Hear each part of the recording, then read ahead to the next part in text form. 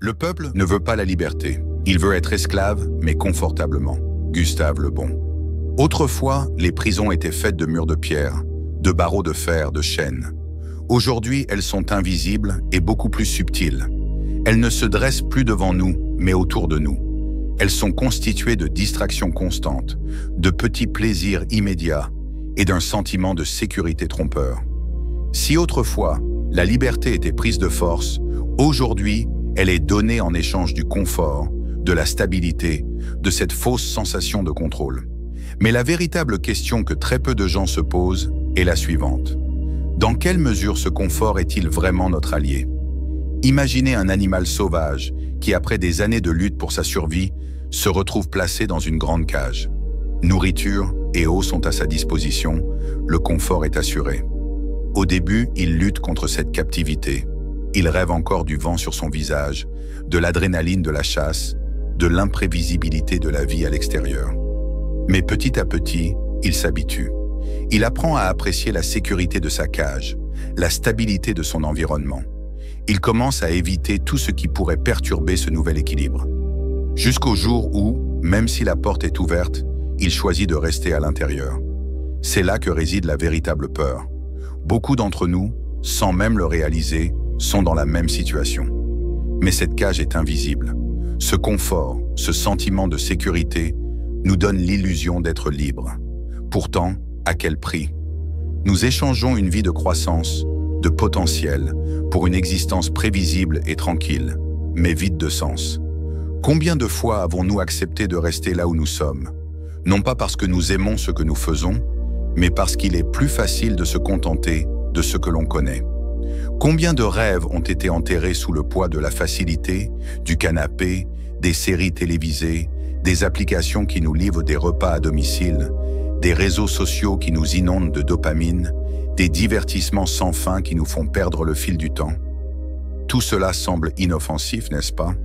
Jusqu'au jour où l'on réalise que nous avons passé des années en mode automatique.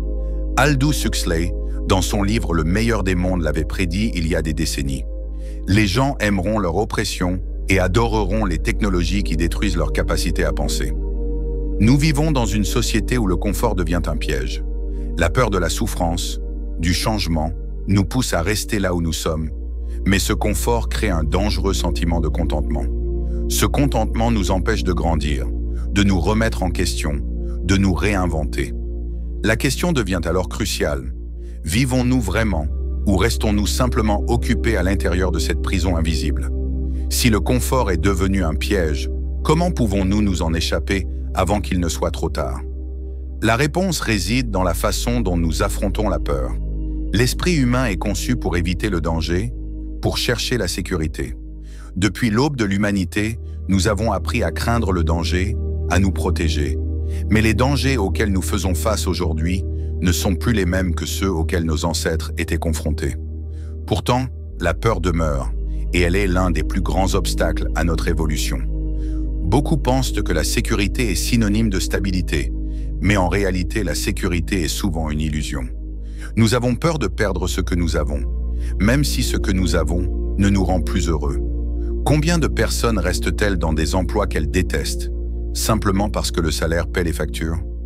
Combien de relations sont maintenues par peur de la solitude, plutôt que par amour véritable? Combien d'idées n'ont-elles jamais vu le jour, simplement parce qu'elles ont été étouffées par la peur du risque de l'inconnu? Le philosophe Søren Kierkegaard a écrit « La plupart des gens poursuivent des illusions et appellent cela le bonheur. Ce qu'ils évitent réellement, c'est la vérité, car cela demande du courage. » La vérité, c'est que la sécurité absolue n'existe pas. L'emploi qui semble garanti peut disparaître du jour au lendemain. Une relation apparemment stable peut s'effondrer du jour au lendemain. Et la routine confortable d'aujourd'hui peut devenir la prison de demain. Le plus grand danger, c'est de rester figé dans cette illusion de sécurité. Parce qu'en évitant les risques, nous évitons aussi la croissance. Nous attendons le moment parfait, un scénario idéal, la certitude que tout ira bien avant de passer à l'action. Mais ce moment n'arrive jamais. Les années passent, les opportunités s'évanouissent, et la vie devient une succession de jours identiques. Alors, si prendre des risques est si effrayant, que nous reste-t-il? La réponse réside dans un changement d'état d'esprit. Le véritable danger, ce n'est pas l'échec. Le vrai danger, c'est de ne jamais essayer. L'échec enseigne, renforce, transforme. La stagnation, elle, nous maintient confortablement insatisfaits, piégés dans un cycle où rien de nouveau ne se produit. La question est simple.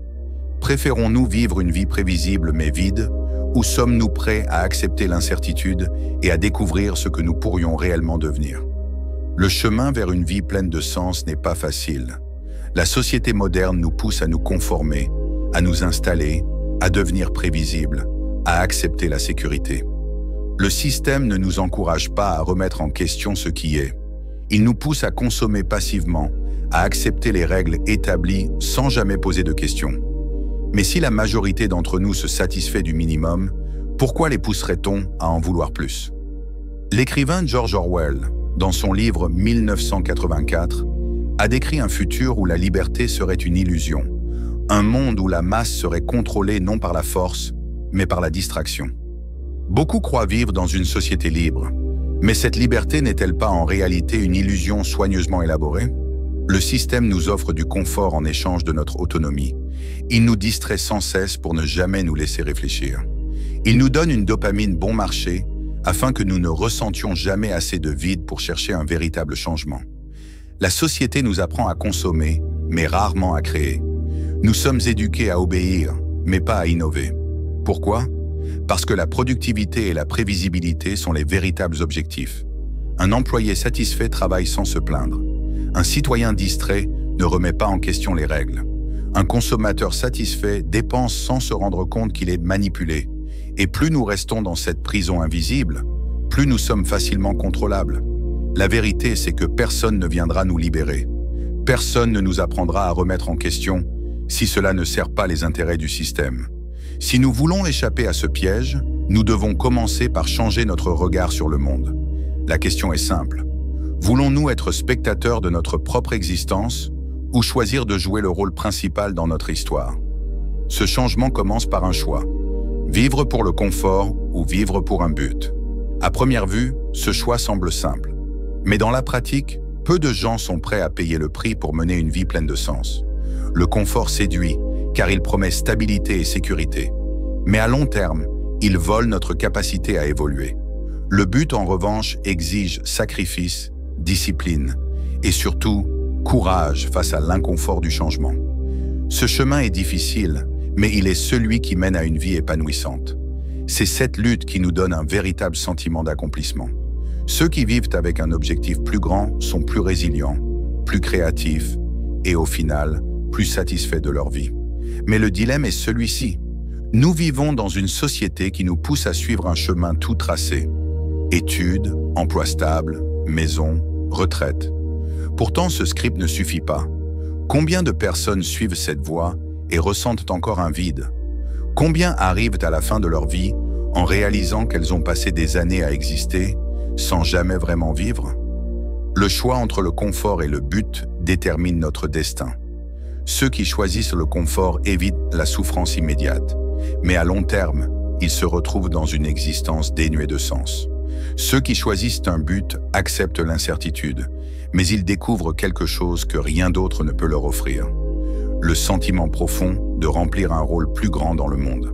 Alors, la question finale est la suivante. Allez-vous rester où vous êtes ou allez-vous commencer à construire la vie que vous désirez vraiment? Si cela t'a inspiré, n'oublie pas de liker et de t'abonner afin d'encourager la chaîne et de publier davantage de vidéos inspirantes.